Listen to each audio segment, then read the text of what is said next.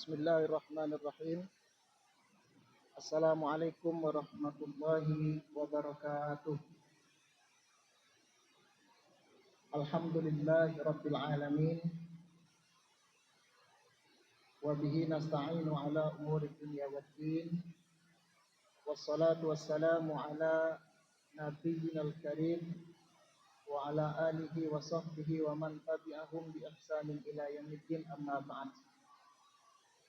قال الله تعالى في القرآن الكريم: أعوذ بالله من الشيطان الرجيم وما كان المؤمنون لينفروا كافة فلولا نفر من كل فرقة منهم طائفة ليتفقهوا في الدين ولينذروا قومهم إذا رجعوا إليهم لعلهم يحذرون. Saudara-saudaraku, ibu bapak kaum muslimin sidang jemaah Jumat yang dirahmati Allah Subhanahu wa taala. Kita sempurnakan bersama-sama ibadah kita pada siang hari ini dengan memperbanyak syukur kepada Allah Subhanahu wa taala.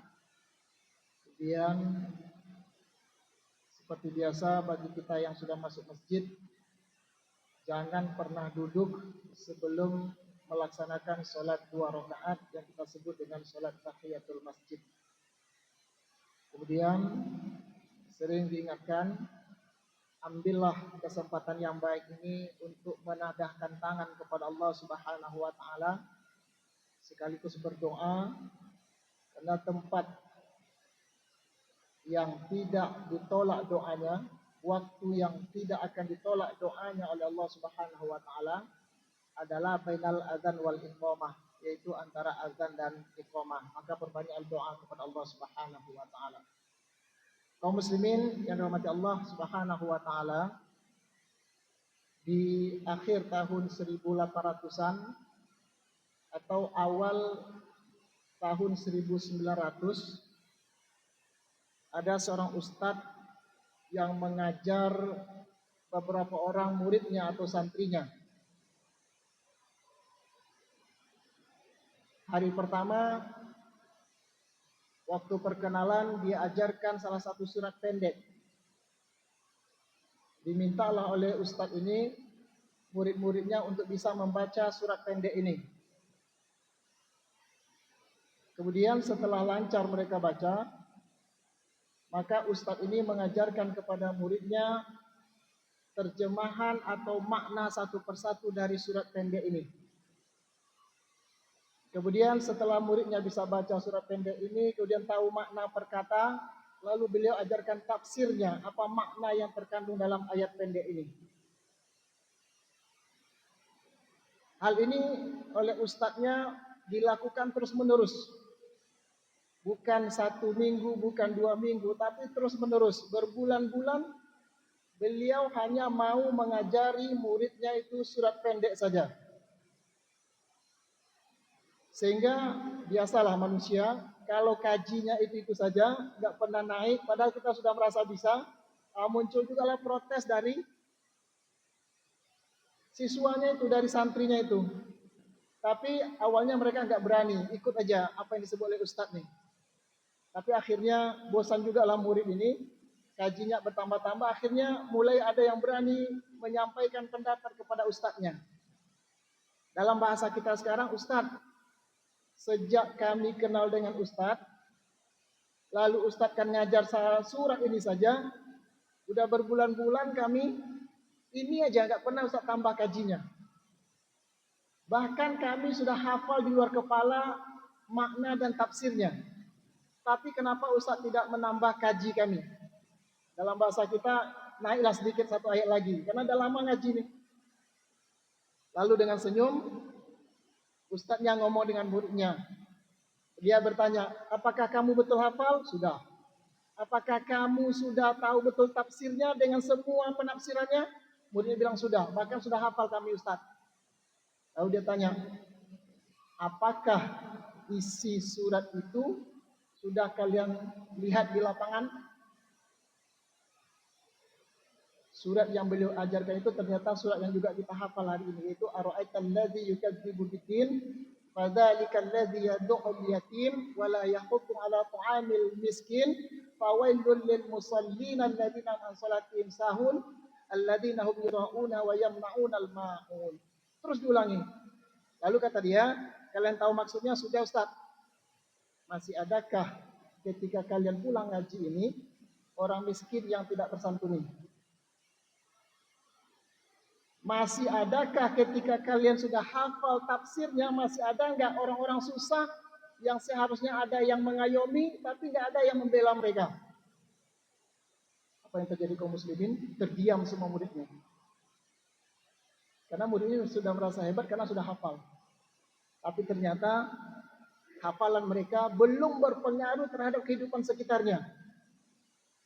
Sejak itulah baru murid ini sadar bahwa belajar agama itu bukan hanya mengulang dan menghafal saja. Tetapi belajar agama adalah mampu merubah kehidupan kita baik pribadi maupun masyarakat. Saya ingin singkatkan cerita Bapak Ibu sekalian yang dirahmati Allah Subhanahu wa taala. Bagi yang sudah paham cerita ini tinggal mengulang, tapi yang belum paham tolong perhatikan baik-baik. Sejak Ustadz itu ngajar seperti itulah akhirnya umat Islam memiliki rumah sakit pertama. Ibu bapak bayangkan dengan mengajarkan ara'aital ladzi yukadzibu biddin di tangan seorang ustadz yang memiliki pemikiran yang cerdas, bukan hanya ahli tafsir tapi memiliki pemahaman yang baik terhadap agama, lahirlah rumah sakit pertama. Dulu Bapak Ibu sekalian, sebelum ustadz ini mengajarkan begitu, bicara dokter itu pasti orang Belanda. Bicara rumah sakit itu bukan bicara orang Islam. Bicara sekolah itu bukan bicara Islam. Bicara perobatan pasti kita minta pada orang Belanda ataupun kepada orang-orang yang sekuler. Tapi sejak Ustadz ini mengajar, hal seperti ini akhirnya muncullah rumah sakit pertama yang membela kaum muslimin. Dari situ juga lah akhirnya muncul panti asuhan pertama yang dulu kalau ada orang kaya perhatian kepada orang susah, langsung keluarkan duit dari kocek, antar. Mau berpengaruh atau tidak, mau berubah hidup orang itu tidak, itu bukan urusan. Apakah pagi ini sudah saya kasih makan, siangnya apakah mereka masih makan, itu bukan urusan saya. Yang penting saya pernah berderma kepada orang miskin. Tapi sejak ada panti asuhan itulah akhirnya terjamin kehidupan orang-orang yang susah. Kaum muslimin yang dirahmati Allah Subhanahu wa taala, beliau itu adalah Muhammad Darwis, seorang orang biasa, tetapi ketika belajar ke Makkah, bertemu dengan seorang syekh besar orang Indonesia yang berasal dari Minangkabau, lalu belajar di Makkah, bertemu dengan dia namanya Syekh Amar Khatib Al-Minangkabawi, lalu terinspirasilah oleh beliau sampai di kampungnya, beliau buatkanlah Islam yang seperti itu, yaitu Islam yang bisa menyelesaikan masalah kehidupan sehari-hari. Bapak Ibu sekalian, cerita ini mesti menggugah kita. Kalau di tangan Muhammad Darwis yang akhirnya bernama Kiai Dahlan, kalau di tangan dia, ara'aital ladzi saja bisa menjadi rumah sakit pertama umat Islam, bisa membuat panti asuhan. Di tangan kita ada sekarang 30 juz Quran. Hafal kita, baik bacaan kita, apa yang kita bisa lakukan untuk menyelesaikan masalah kehidupan kita, menyelesaikan masalah orang lain dengan Quran ini. Karena dari sini kita tahu bahwa belajar agama ternyata bukan hanya untuk diulang-ulang, tapi belajar agama adalah bagaimana kita bisa merubah kehidupan kita ini secara lebih baik. Maka wajar Allah Subhanahu wa taala pesan ini dalam surat At-Taubah 122. Wa ma kanal mu'minuna liyanfiru kaffah. Wahai orang mukmin, tidak pantas semua kalian ini pergi berjihad, pergi berperang. Ayat ini turun ketika perang Tabuk. Karena sahabat itu ketika ada perintah perang, mereka berlomba-lomba ingin ikut Nabi. Tapi ketika umat Islam semuanya ingin perang, ingin berjihad, turunlah ayat ini, wa ma kanal mu'minuna liyanfiru kaffah. Wahai kaum muslimin, enggak pantas semua kalian itu pergi berperang. Lalu apa yang kita lakukan? Falaula nafara min kulli firqatin minhum qa'ifatul liyatafaqahu fiddin. Kenapa tidak ada sebahagian kecil dari kalian orang yang mengkhusus dirinya untuk belajar agama? Rupanya Bapak Ibu sekalian, dalam agama ini kita dianjurkan Harus ada di antara kita kelompok kecil yang mengerti agama. Tetapi agama yang dimaksud di sini bukan hanya menghafal, bukan banyak hanya hafalan, tetapi bukan hanya mengerti tafsir, tapi mereka yang bisa menjadikan agama itu sebagai perubah hidup. Lupakah kita Bapak Ibu sekalian berapa banyak teguran Rasulullah kepada orang soleh? Ini perhatikan. Kalau Rasulullah menegur orang nggak baik itu biasa. Tapi ketika Rasulullah menegur sahabat-sahabatnya yang soleh, beliau katakan, kalian walaupun sholat tapi kalian belum beriman. Kalian walaupun bagus bacaan Quran kalian belum beriman, kata Rasulullah. Sampai banyak hal Rasulullah berpesan. Pertama misalnya, supaya sampai kalian, tetangga kalian itu merasa aman dari kejahatan kalian. Ternyata standar soleh oleh Rasulullah itu tidak boleh berhenti hanya kepada kesolehan yang bersifat pribadi itu. Kita boleh menangis sambil sujud Bapak Ibu sekalian. Bahkan di antara yang utama adalah kita menangis sambil baca Quran. Tetapi kalau air mata kita itu dalam baca Quran, lalu syahdu kita berhubungan dengan Allah Subhanahu wa taala di tengah kesedihan kita, tapi di sekitar kita tidak peduli, itu jangan bangga bahwa air mata kita bertemu dengan Allah Subhanahu wa taala sampai agama ini bisa merubah orang-orang sekitar kita. Maka wajarlah Rasulullah SAW mencontohkan setiap hari beliau, sahabat kehilangan beliau. Karena begitu selalu mengejarkan agama, beliau langsung terapkan dalam kehidupan sehari-hari. Beliau terapkan kepada orang-orang yang susah. Beliau terapkan kepada orang-orang yang perlu bantuan. Sehingga dengan begitu, Islam ini mulia, perilaku Islam atau amal soleh Islam itu betul-betul bisa menyelesaikan masalah orang lain. Ini adalah standar kebaikan, standar kesolehan yang dibuat oleh Rasulullah Sallallahu Alaihi Wasallam. Maka, Bapak sekalian, kalau kita betul-betul tafakuh fiddin, kalau betul kita serius mendalami agama ini, mestinya hati kita semakin lapang, hati kita semakin sensitif, hati kita semakin terbuka dan semakin baik dengan kaum muslimin. Maka semakin paham orang terhadap agama, dia tidak semakin kaku dan tidak semakin tertutup. Semakin rajin orang mempelajari agama, orangnya semakin baik, semakin terbuka, hatinya semakin lapang, dan sangat ramah dengan kaum muslimin. Karena itu adalah standar kesolehan mereka.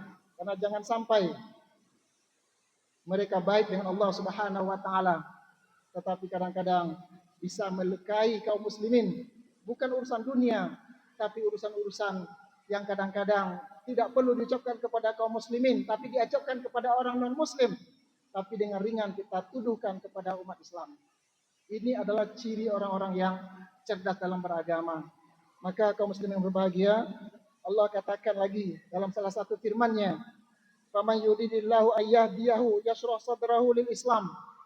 Ternyata Islam ini membuat hati kita terang. Islam ini membuat jiwa kita tenang dan membuat pikiran kita dan hati kita sensitif terhadap orang lain. Maka teruskanlah memperbaiki diri, tegakkanlah semua apa yang pernah dituntun oleh Rasulullah. Perbaiki wudhu kita, perbaiki sholat kita, perbaiki bacaan Quran kita, perbaiki akidah kita. Tapi setelah itu baik, jangan tutup diri dan jangan merasa puas, tapi tetaplah nengok kiri kanan, lihat muka belakang. Apakah dengan kehadiran kita orang terganggu atau tidak? Apakah dengan kehadiran kita orang nyaman atau tidak? Kalau orang terganggu dengan kehadiran kita, maka hati-hati. Jangan-jangan ini bukan menjadi modal kita untuk bertemu dengan Allah Subhanahu wa taala. Maka sebagai kesimpulan kita pada zuhur yang sangat singkat ini, kita sampaikan kembali bahwa semakin dalam agama kita, harus semakin lapang hati kita. Semakin dalam agama kita, semakin rajin kita mengkaji agama, maka kita semakin menghormati sesama kaum muslimin. Karena standar keimanan kita terletak pada bagaimana sikap kita terhadap kaum muslimin, sikap kita dengan saudara-saudara kita yang lain. Sehingga jangan pernah menyakiti mereka dengan lisan kita, dengan lidah kita, apalagi dengan tindakan kita, apalagi dengan hanya menyatakan mereka itu nanti tidak akan masuk surga. Yang masuk surga itu adalah kita saja. Itu adalah sangat menyakiti sepanjang itu punya tuntunannya dari Allah Subhanahu wa taala. Subhanallahi wa bihamdihi, Asyhadu an la ilaha illa anta astaghfiruka wa atubu ilaik. Wassalamualaikum warahmatullahi wabarakatuh.